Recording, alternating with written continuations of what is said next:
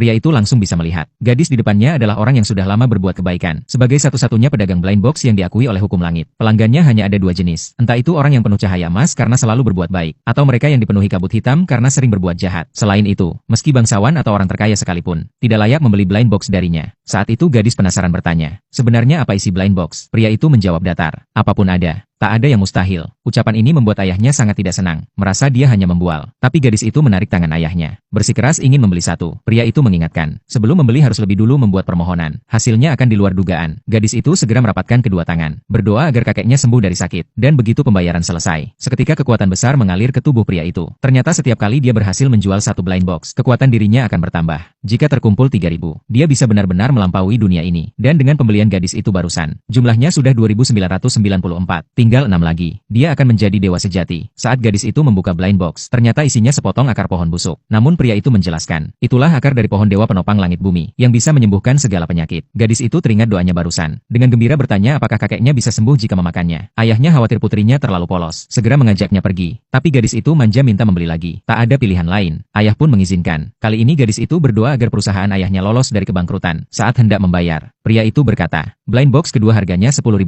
Ayah langsung marah. Mengatakan meski mereka tak kekurangan uang, tidak bisa dibodohi begitu saja. Tapi gadis itu seperti kecanduan, tetap bersikeras ingin membeli. Ayah akhirnya mengalah. Begitu pembayaran selesai, pria itu kembali mendapat tambahan kekuatan. Gadis itu pun membuka blind box, dan di dalamnya adalah rancangan komputer kuantum. Bahkan sang ayah yang sudah puluhan tahun di industri, belum pernah melihat desain sesempurna itu. Jika berhasil diwujudkan, pasti akan menjadi komputer lintas zaman, dan membuat perusahaan mereka melonjak jadi kelas dunia. Namun pria itu hanya berkata, keberuntungan gadis itu biasa saja. Yang didapat nilainya masih rendah. Melihat blind box benar-benar ajaib, gadis itu buru-buru ingin membeli yang ketiga. Pria itu kali ini menaikkan harga jadi $1 juta.